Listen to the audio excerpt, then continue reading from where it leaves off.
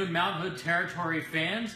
I hope you're on your lunch break, and I hope you're hungry, because if you're not, you're going to be, because I'm joined by Chef Jessica Hansen, and we are at the kitchen at Middleground Farms in Wilsonville.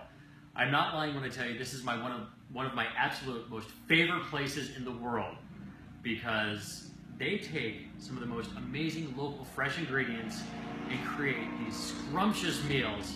And not only that, Jessica teaches you how to do it. And I always like to think I'm halfway decent in the kitchen, but she has seriously upped my game. And you are teaching people from all over the country, and the world really, you know, what to do. So, Jessica, thank you for joining us. Oh, glad to have you. Thanks for being here. Tell us a little bit more about the kitchen at Middleground Farm, because obviously I know what's going on, not everybody else does. Talk about what you do here. Well, our goal is to make people more confident in their own kitchens, working with seasonal ingredients. So we bring them here to the farm, and we have hands-on cooking classes. We bring most of the produce either from our own gardens here, our own fruit trees and orchard, or our own goats for our dairy, or neighboring farms, and teach them how to cook seasonally. So it's basic skills like knife skills to how to preserve, how to make pickles, and you can't go wrong there. And she touched on one of the most favorite things about this place, the local ingredients. Zoom in on some of these berries that we have here. This is stuff that she picked this morning, so it doesn't get much more fresh than that unless I actually went out to the field and started chomping on the branch. You know, we're really going as fresh as you can get. Spiders and all. Oh yeah, we'll forget about that. Yeah, important. You know, local fresh eggs. Everything here is sourced locally. I mean, how do you do that? Well, luckily we grow and raise a lot of it, so that's the nice thing about the eggs are from our chickens here on the farm. The goat cheese is either from our goats if they're in milk, or they're from other neighboring goat milk producers, because we sell cheese making supplies here. So people come to us for cheese making supplies, and very often we work in barter. If we don't have milk or enough milk for what we need for our classes, I take on milk from neighboring farmers.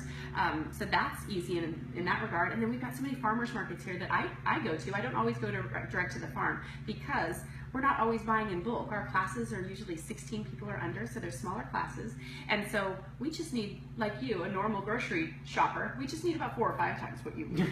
So we just stop by the farmers markets throughout the winter. We go to Oregon City Farmers Market, which we love, and we still go there through the summer. They have a phenomenal market that is very farmer-based, meaning to me it's not as much of the crafts and other, materials as it is, those are beautiful too, but it's nice that you can just pop in, park really easily, which I love, because it's got parking. That's really nice, different than some of the downtown market. Yeah, not a lot of stuff you'll find in some other PDX areas is parking. Right, and so you get to park, walk right up to the stand, and they've got beautiful, beautiful produce. So we get a lot from Symington Gardens, which is great there, and so we buy stuff from them, and then some other just local area things like that. Our Table Farm in Sherwood, they're 11 minutes away. I know this from my shopping route, and they've got, when we don't have enough lettuce, for instance, because I'm a newer farmer, I don't always have it timed perfectly when things are right. I know I can go there, and they're going to have beautiful stuff that's not sprayed. It's not, covered in spray. It's grown with respect to the land, and it's done by either their farm exactly, or they have carefully picked co-op partners that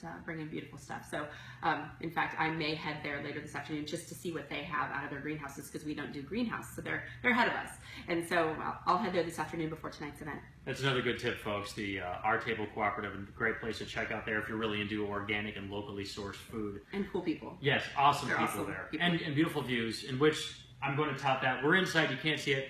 Bring your camera if you come to the kitchen at Middleground Farms, because it is absolutely gorgeous out here. Check out the goats. Love the goats. Well, speaking of goats, we're going to be cooking something with cheese from the goats. So do you want to talk about what let's talk about that, because that's my favorite part. My stomach is rumbling. So I want to know, what exactly are we doing today? Today we are going to make a salad, because we've got beautiful lettuces. And as you see, we picked these berries this morning, my daughters and I. And then we're going to take some of our fresh goat cheese. We're going to serve it warm in a salad. So I'm going to show you how to go through a breading procedure to get it nice and breaded. We're going to fry it, make a salad dressing, so you'll learn how to make a vinaigrette. And as you mentioned, you've got breaded, fried. This is like, you're saying all my favorite words. And when you mentioned that you are a pretty good cook, I never thought about the fact that you could be doing this while I just talk. That's good fun too, right? Well, I don't know. You're doing all kinds of new stuff for me, and I will say, I always like to think I'm halfway decent in the kitchen. She helped me up my game once. I still rave about it when we did the lesson with the butternut squash lasagna. I've taken that recipe home, made it a number of times for people, and they're always impressed. I always got to give you credit afterwards. Thank you. I love that. But it is just simply amazing. So I'm really looking forward to what we do today. So I'm just taking some of our fresh goat cheese, making just grab of some, it. Yeah, grab a piece. Okay. So, and make it kind of like a little canned biscuit shape thing. Is that what we're doing? I always like to think crab cake, but canned biscuits totally fine. Okay, that works. I'm just kidding. They all turn out to be about the same size as what my hand does. Oh, I just kind of rotate it around my fingers and pat it down like this. And all you're really worried about, that looks like your size portion, just a little bigger, which is perfect. That'll work. This whole ball is my size portion. We just want to make sure that it has even thickness throughout. If you have it like a patty like this, it's going to melt really quickly in the oil. So we just want to make sure to shape it with a little bit of height. And really, it depends on how much cheese you like to eat in your meal. You like never too much. So we'll do a couple of these and get them good and patted down, and then we're going to put them through what I said, a standard breading procedure. That's what we learn in culinary. Standard breading. And it's 3 steps. And this is a good thing just to know. It doesn't matter if you're doing chicken breasts or you're trying to make fried fish. It's nice to get it through this breaded procedure. Now, is this cheese from your very own goats? This is not. Our goats are not quite in milk. They will kid later this summer. And so we have, this comes from a farm just between Sherwood and Newburgh. Okay. Again, local? Yeah, they came to buy cheese making supplies, and I always take milk and trade. Like first give me a couple gallons of milk, and then the rest here for you. Oh, thank you. So then all we're going to do is take some egg, get our breading procedure ready to go. And you can't eat farm fresh eggs. No. Look at that color. They're gorgeous. Yeah. The ladies here are very happy. They eat, well, currently they're very spoiled. We don't have any pigs on the farm right now, so they get all of the leftover bits of all of the things from the classes. Nothing goes to waste here. I'm going to whisk this well together. That's one of the steps of our breaded procedure. We've got flour, and I want to season that flour. And when I say season it, I just want to make sure we've got salt and pepper in it so that it tastes like something. If we're adding something that's unseasoned, just dry flour to it, that's just going to take away from the flavor of the cheese or the bread or whatever we're doing. So we're going to get that together. Okay, so then we're going to go 3 steps. It's going to go into the flour, then into the egg. Flour first? So the flour will adhere to the cheese, the egg will adhere to the flour, and the panko adheres to the egg. It sounds like a good step. Sounds like I've done it before? Yeah, once or twice, I'm thinking. So we'll go ahead and... So just take one of these. I'm going to take your pretty one. And we'll just dip that in the flour. You just want to make sure it's got a good coat? Or you want to not miss any spots. Okay, so we'll just kind of roll that around in there. And then gently set that down into the egg. And when I say gently, you might want to keep your fingers out of it or you're going to become a gummy mess. Yeah, I'm like frying my fingers. And then we'll take that out. Ew. That's why you love farm fresh eggs. They really do, stick to the stuff better. And then you've got a dry hand, so you can just grab the panko and kind of toss it around. What I always end up doing is that because I end up making best, but I just did that because I'm used to a bigger bowl because I know how much of a mess I make. That's all right. You're doing a great job. Can't take me anywhere. All right, so we got that coated. Perfect. Then you go ahead and set it down here on the tray. We'll do one more. You both want to eat, right? Oh, yeah. So we'll let Molly, our trusty camera person, eat. We're glad you're here. We make her work for the food, but... Now, you could keep one hand as your wet hand, one hand as your dry hand, and go through this breading procedure, but it's kind of nice to use a fork every once in a while. Yeah. It's cheating, but you go ahead. Works. Yeah, then we'll do that. Then we just want to make sure that our oil is hot, so I'm going to grab a little bit of panko and just test it. So what are you looking for when you test the oil? We want to make sure it makes a big sizzle with that breadcrumb that I dropped in there, and I'm going to give it I'm going to turn the heat up on it and give it a little bit more time. Okay. So we'll go ahead and we'll bread one more of these since we're waiting for that. Perfect. As you know, you can't have too much cheese. Yes, and imagine, so you always want to start with these 2 as your first and second steps, but this could be anything. This could be toasted pecans. We could do just regular, these are panko breadcrumbs, but we could do the old baguette you had from last night, close to your food processor, or banged up in a bag from a Ziploc bag. So use anything you want for this final step, and nuts are a great one if you're trying to be gluten-free. So wow, you could actually get the right consistency with some old leftover bread. Oh, absolutely! Wow. See, that's time. But this is available to a lot of people too. So. And panko has really become a lot more popular over the last few years, and it gives a lot more flavor and texture. I've noticed. It really gives you that crunch where regular breadcrumbs sometimes get a little soggy. Yeah, and it really depends on if you dry out your breadcrumbs really well and then pulse them in a food processor, that way you still have some chunk to them. It's nice. It's just the other breadcrumbs that are almost like sand. Yeah. It's just those box breadcrumbs. We want some good. We want some good ones, so we're getting a nice little sizzle on that.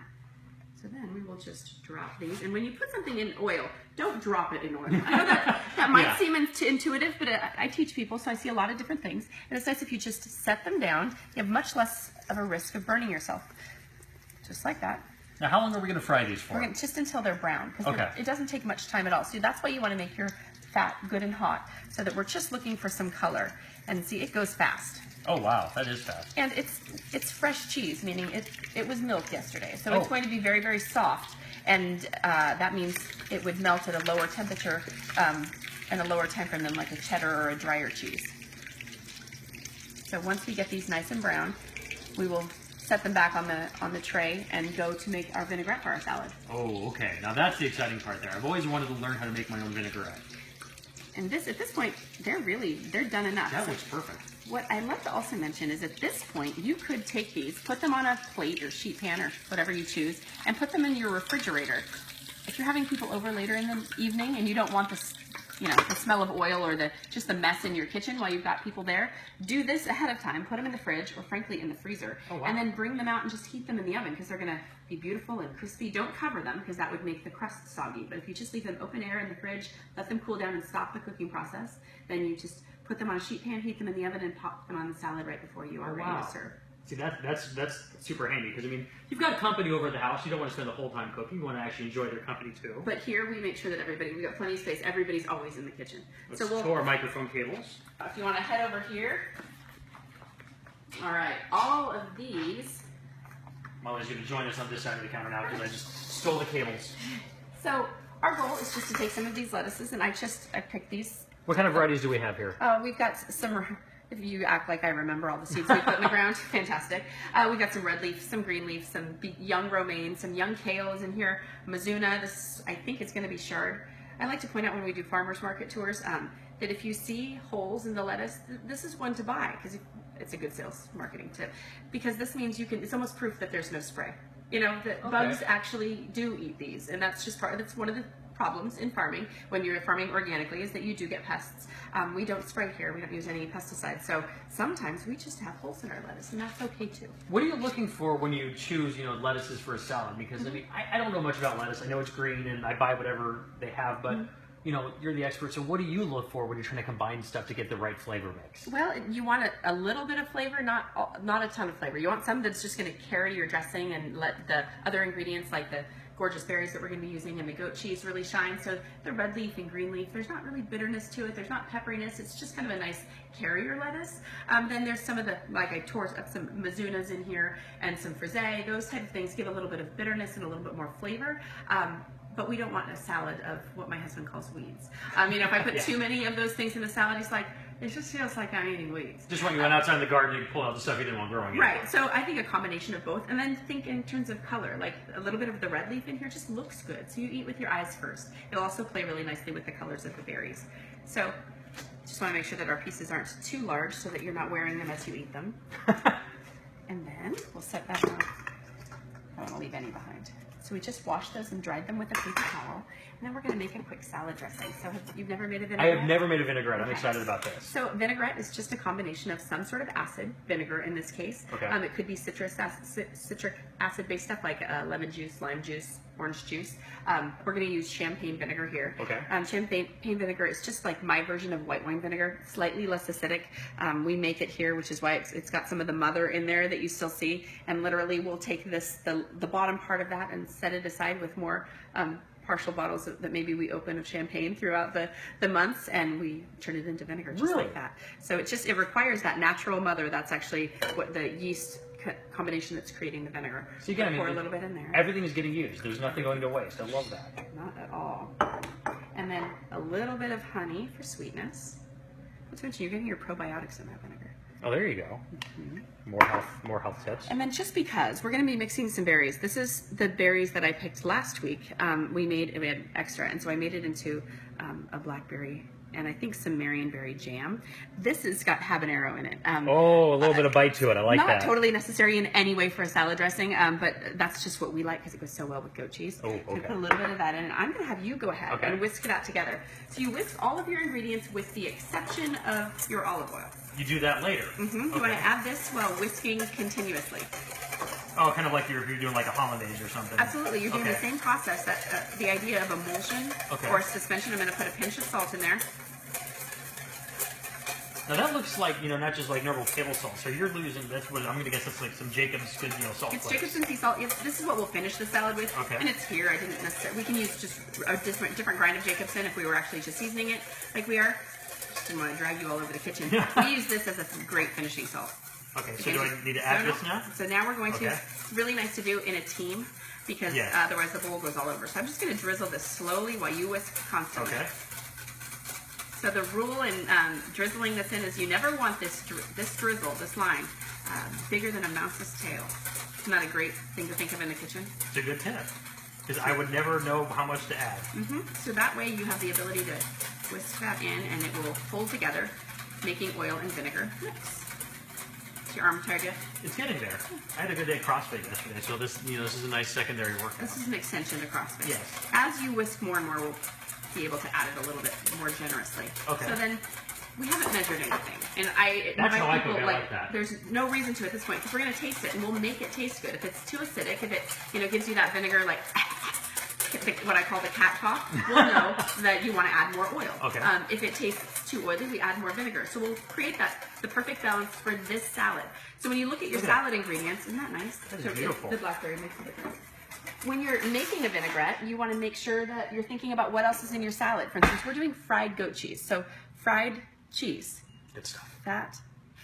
So when you think about putting it on your tongue, you're going to have, it's kind of a little bit heavier if you think about it because it's got some fats that will coat your tongue. So we want to make a dressing that's bright and acidic to kind of clear that off our palate. Does that make sense? That does make sense. You wouldn't put a creamy dressing with something with cheese in it. So why don't we both taste this?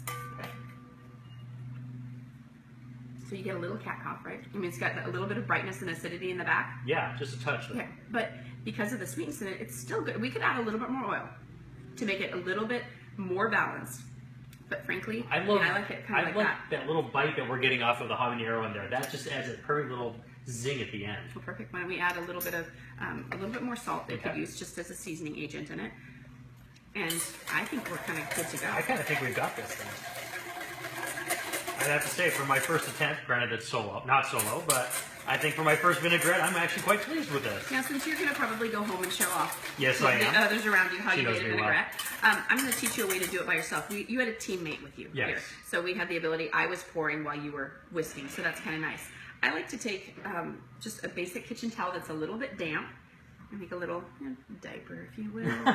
Another great kitchen term. And you set your bowl on it. That way your bowl's not going to work around on the table. Where has this been my whole life? Well, you constantly, so this gives you that tool. Otherwise, you're kind of chasing it all the way around. So just a little bit. It needs to be a little bit damper. It'll just kind of fall apart. But that's a great way to kind of hold yourself together. Or you could be like me. I've got some mixing bowls that have that rubber coating on the bottom. Oh. But I've managed to melt that off once because it was too close to the stove. So it doesn't work anymore. That happens. It's amazing they actually let me in the kitchen, but.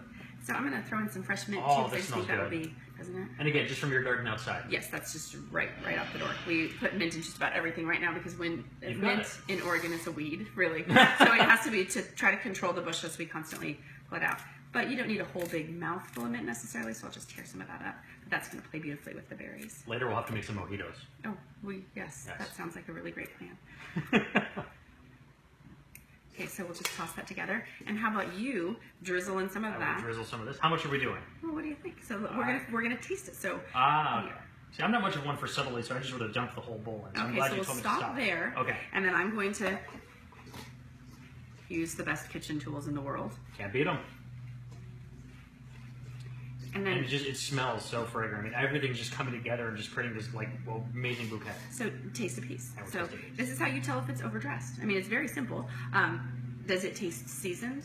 Does it taste like there's enough dressing? Is it too heavy and we need to run back up to the garden and get more lettuce and build it? I think I could use a little more dressing. Perfect. But that's just me. No, I think you're onto something.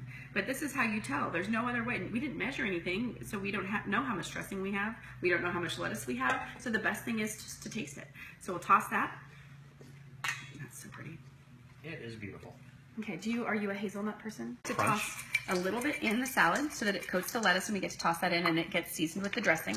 And then we'll use some on the top for garnish. So. I mean, this is Oregon and we have to use hazelnuts. We'll have to use hazelnuts. Filberts, for those who are the purists. Mm-hmm. So we'll just take a bit of that salad. And I love how you sculpted it on the plate there so easily. That is always something that I felt I was missing in my cooking, is any presentation skills whatsoever. Well, you just want a little bit of height out of it, but it's with your type of artwork and the photography you've done. You've got an eye for this, so we'll do that. Now I want to grab some of these berries, and these berries, these are not from our property. We have blackberries, but ours are wild blackberries, and they're just not ripe yet. Okay. It's to me shocking that there are blackberries ripe already. It's so early this year. So we've got raspberries, some loganberries, and then some cultivated blackberries. They were planted. This is from a neighbor right around the corner on Newland Road. So now these big ones, these are the loganberries? Uh-huh. I had never heard of loganberries until I came to Oregon. So I mean, if you look at this thing, it's a beautiful little guy, but it's got a nice. It's unlike some other berries, it's not too sweet, but it's almost this kind of a subtle flavor. Mm-hmm. And it's got a good burst in your mouth. Like they get so big and just. I mean, if you're thirsty, texture. You can eat a loganberry and you won't be thirsty anymore. So juicy. Okay. So we'll throw those in, and then we just need our chunks of goat cheese. We need the cheese, so I'll come back over here, and I will grab our cheese. I squished one. So I'll grab these two. Now, where does this go to make the perfect presentation? You can just kind of tuck it slightly off center. Okay. So and then if you do it, yeah, perfect.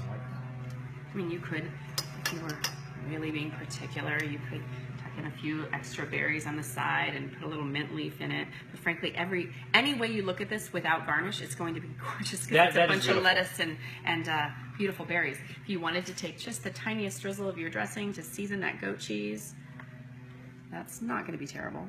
This looks like something out of a restaurant. This is like something you do at 5-star. And we did this in what, 10 minutes? 10 minutes, and all stuff that has literally been picked or created within the last, if not hour, then the last day if we're including the cheese in that. So talk about farm to table. This is amazing.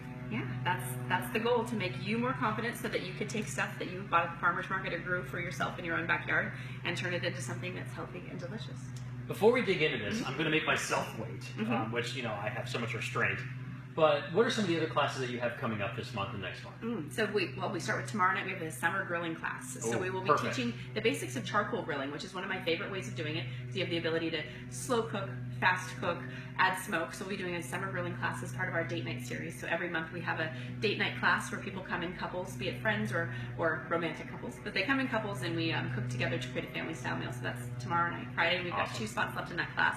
And then the next night, Andrea Sloneker, who's an author, she's an award-winning cookbook author. Yeah. She's just won some really great awards this year. She's coming down and she's teaching more Father's Day-ish. We're doing homemade pretzels. So she's got a whole book on pretzels, and she's also got a book on, it's called Beer Bites, which is all about beer pairings with food. So we're doing a meal inspired by her beer bites, and she's teaching homemade pretzels. So we've got a lot of people coming to that class to see what she has to share out of her new book, Beer Bites. Here's a hint there, folks.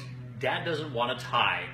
He wants pretzels, and he wants you to help him learn how to make them. So there's a good class for anybody who's still looking for something for a Father's Day present. While drinking some of the best beer from the Northwest. Because again, source locally. We've got to share some of the beers that some of the great breweries in our area. The best beers around. Why would you not use them? So so that's what's happening the next day. We've got a few more spots in next week's teen camp. So for 4 days, teenagers between 13 and I think there's even an 18-year-old, 13 to 18 are coming out for four mornings in a row. So we're truly doing farm to table. It's so fun.